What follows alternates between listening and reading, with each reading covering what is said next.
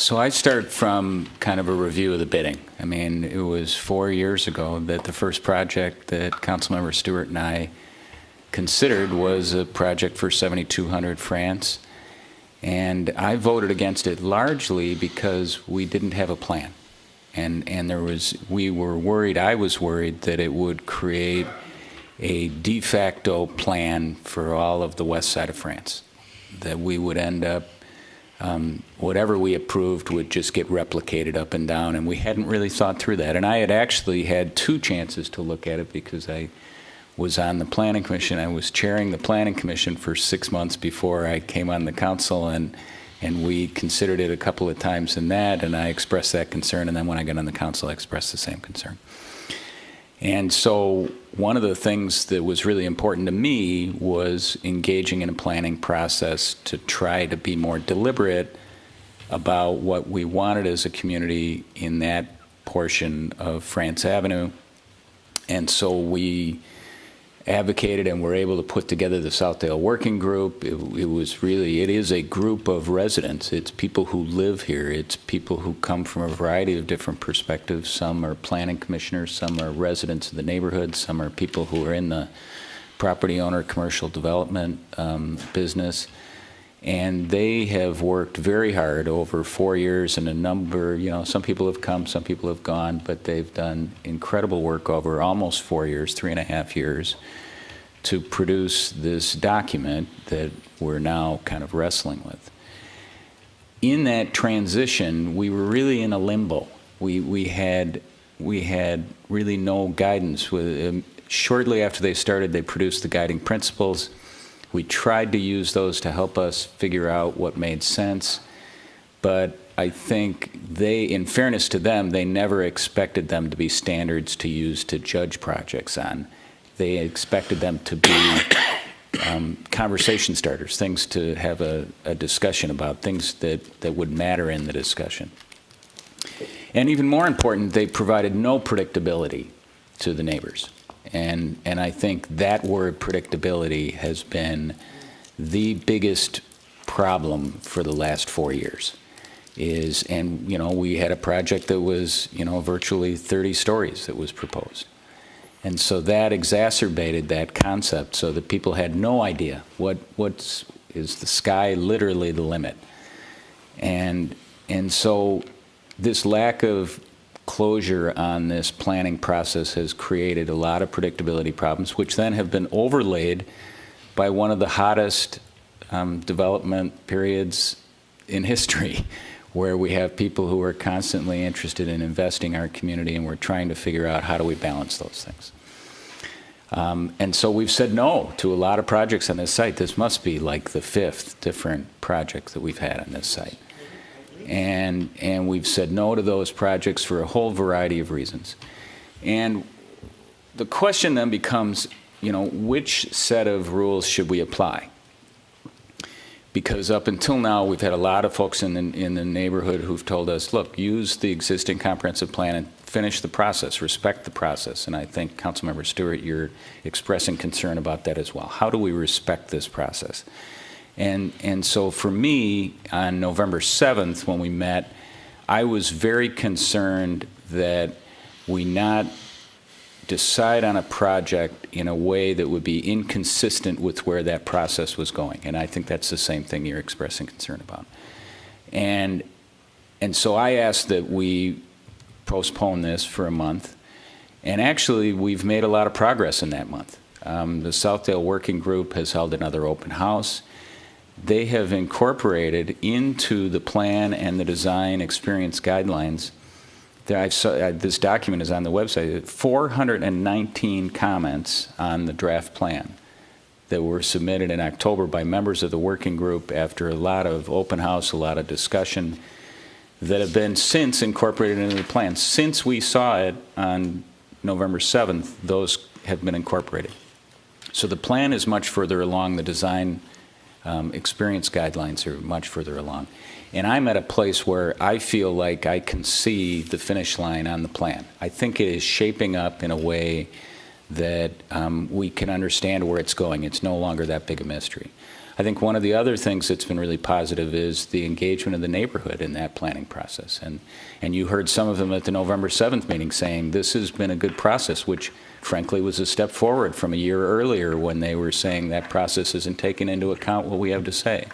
And so I think the 400 comments, the engagement of the folks in the neighborhood, et cetera, are all indications that we're getting to a closer place. So that gets me to the question of, can we wait until it's done to make a decision on this? And one perspective is we've got a property owner who's in a tough spot because this parking ramp, and I've been over there, and I didn't dare walk into the parking ramp. And I think nobody in their right mind probably would. And they got to do something about it. So they're going to have to invest something. Manager Neal did. He took some pictures. From outside. With the telephoto lens. Yeah. So, you know, I understand the urgency for the property owner to do something. And I also understand this discussion about the potential of an alternative development. And that's all what it is. But I think what's even more important is I don't want to, when we're this close to a plan that I think is terrific and design experience guidelines that I think are terrific, and I think set the stage for what we want in the future of this greater Southdale area. And to be clear, this area has evolved over the years. I mean, we have innovated in this community. When Southdale Mall was put in place in the late 50s, we were the first to do that. That was something new, something different. Centennial Lakes was innovative, new, different. We're now in another era where we're on the brink of changing over a whole bunch of tired properties, and the question is, what are they going to change over to? And I think that the plan and the design experience guidelines are the direction to go, that future is what I want to embrace. I am not interested in embracing the past of 4-story office buildings with surface parking lots surrounding them. So I am prepared to apply those as best we can, knowing what we know, both because I think they're almost finished and because I worry that if we don't apply them, we will end up with a result we don't want.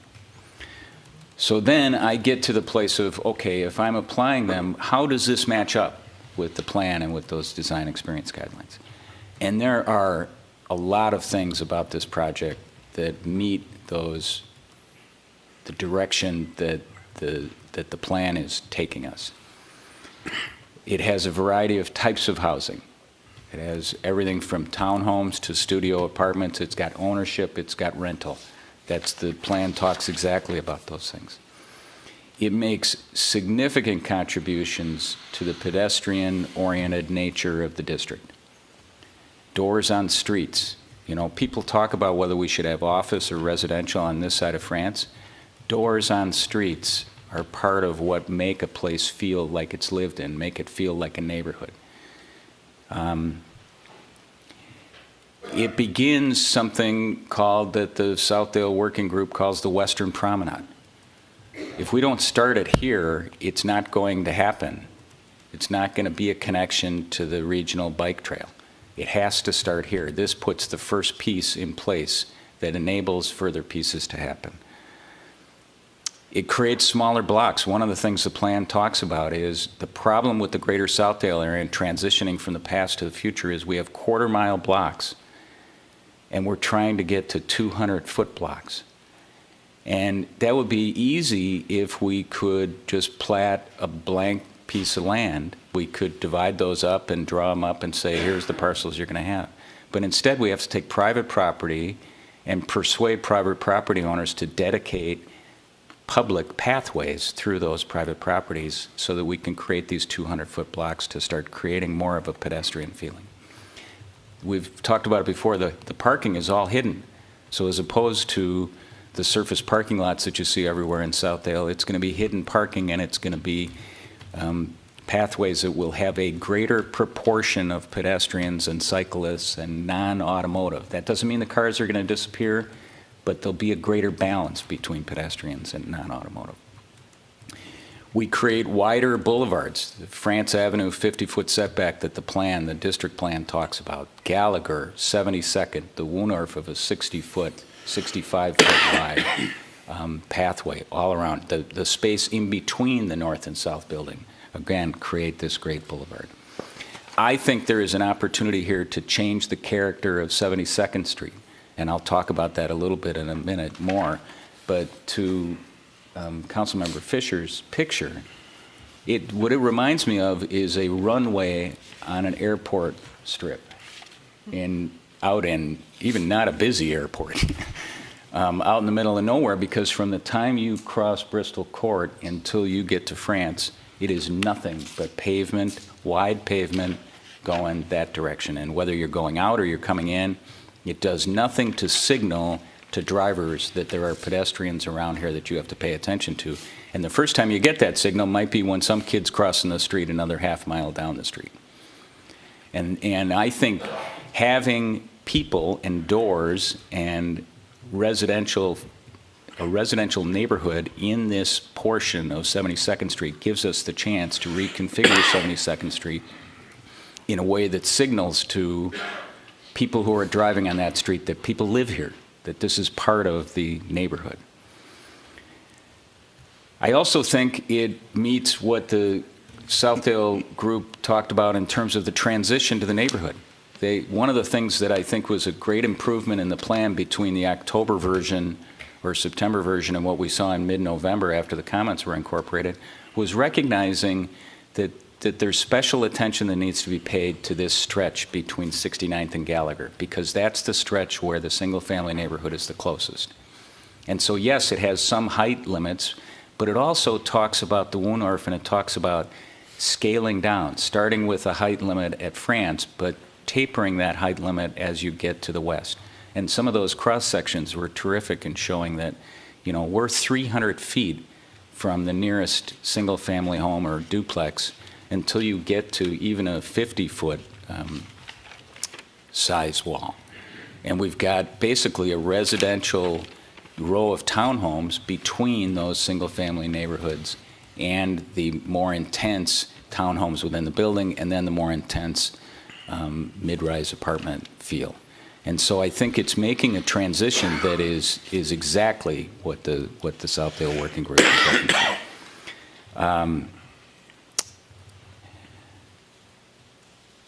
On top of it, you've got the stormwater management. That could be done. That's going to be done no matter what happens here. But having that done and having it, keeping the trees with that, is a huge win in my mind, both in terms of the feel as well as the buffer from the neighborhood. From a sustainability perspective, both the stormwater and the solar, all the rest of it, I think is terrific. And the affordable housing obviously is a win for us in terms of things that we're looking for.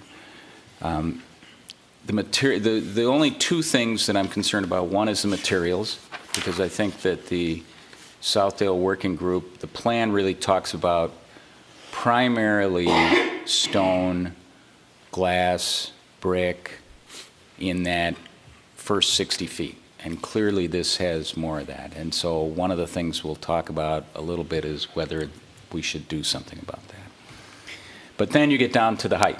So what do you do about the height? Because the Southdale Working Group, the cross-section is pretty clear. It talks about 36 feet at the west end, and clearly it satisfies that because the townhomes are way less than that. It talks about 50 feet on the east side of the Wohnhorf. I think we get to that. The question is whether this 67 feet, or whatever it ends up being, is something that we can live with on the France Avenue side. And I would suggest that as Mr. Fisher said, the Southdale Working Group plan, the design experience guidelines actually contemplate the fact that you would go north of that, and that you highlighted the passage that talks about if you go over 60, here's what you have to do. And to me, the question becomes, does going over 60 do harm to the predictability we're looking for? And B, what is the reason in this case that we would do that? And when I look at, to me, there's a couple of factors there. One is, how much are we going over? It's not just, it's not just are you going over, are you not, but how much. And here it's, with the revised version, it's really pretty minimal compared to what existed. It's, you could argue that it's as little as 1.5 feet, depending on how you measure it, as much as maybe 7.5 feet. But more importantly, if we don't go ahead with that height, and I'm persuaded that it can't be shrunk any further and still work, we lose all the rest of it. And so am I going to give up all the rest of it for that 7.5 feet when I think it is within what the Southdale Working Group contemplates, what the plan contemplates, what the design experiences contemplate? So that's the place I get on that issue, is that in the totality of all that's here, I can live with another 7.5 feet or 1.5 feet, however we measure it, stepped back 10 feet as the Southdale Working Group contemplates. Before I finish, I'd like to talk about a couple of other things quick. One is the traffic, and I think Councilmember Fisher did a great job of summarizing that. The traffic is going to change no matter what. And I think our best chance to help the traffic is really tackling 72nd Street and reconfiguring the way that looks. And I'm talking about narrowing 72nd. I'm talking about wider sidewalks on either side. What's proposed to go on the north side of the project with doors on the street is terrific, but we need to make sure that there's also a wide, inviting, pedestrian-friendly sidewalk on the other side, landscaping with trees, and the narrowing of the street, I think, all combine to help address the traffic issue as it goes that direction, and signal to people that we're going to have a residential neighborhood. That doesn't mean we don't have work to do further to the west on 72nd Street and, on Cornelia. And one of the ideas that's come up through this process is maybe we need some different way of thinking about Cornelia right in front of the school so that people drive differently on that, and we recognize that there's more pedestrians on that. The final thing I want to talk about is this whole discussion about schools. All of us in our community are really proud of our schools. We understand how important they are to the success of the community. But I have to say that I've been distressed about the conversation that's happened over the last 6 months or so about what more people coming to our community might do to our schools. And to me, it suggests a scarcity mentality that is not consistent with our community. It's a zero-sum game that somehow what we have is finite, and if we have to share it with more people, we have to give away some of what we have. And I think that's the wrong way to think about it. I think we have a lot going for us. I think, and as a matter of fact, none of the evidence seems to suggest it. Frankly, as Councilmember Fisher pointed out, at one point we had almost 11,000 students in our schools. Now we're down to 8,500. The Minnetonka School District, which everybody seems to point at as the gold standard that we're competing with these days, has deliberately embraced a growth strategy, and they're up near 11,000 students, and they're thriving. So this notion that having more students in our schools will inevitably mean that they are a lower quality, I just reject. I just don't think it's true. Do we have to plan for it? Of course we have to plan for it. Do we have to work with the schools and make sure we're all rowing in the same direction? Yeah, but I think that we sell ourselves short when we presume that having growth will somehow diminish our quality of life, and that kind of zero-sum approach is not what we're all about, and I think we can do better than that. So, I don't know if that helps you, Councilmember Stewart, but I'm going to support this. I have some conditions that I'd like to talk about when the time is appropriate related to 72nd Street, to the Woonor, preventing it becoming a cut-through, to the elimination of the deceleration lane on France Avenue, and to perhaps more brick on the exterior of the building. So those are my remarks. Sorry to take so long, but there's been a lot of conversation by a lot of people, and it's been, I've been thinking about it for a long time.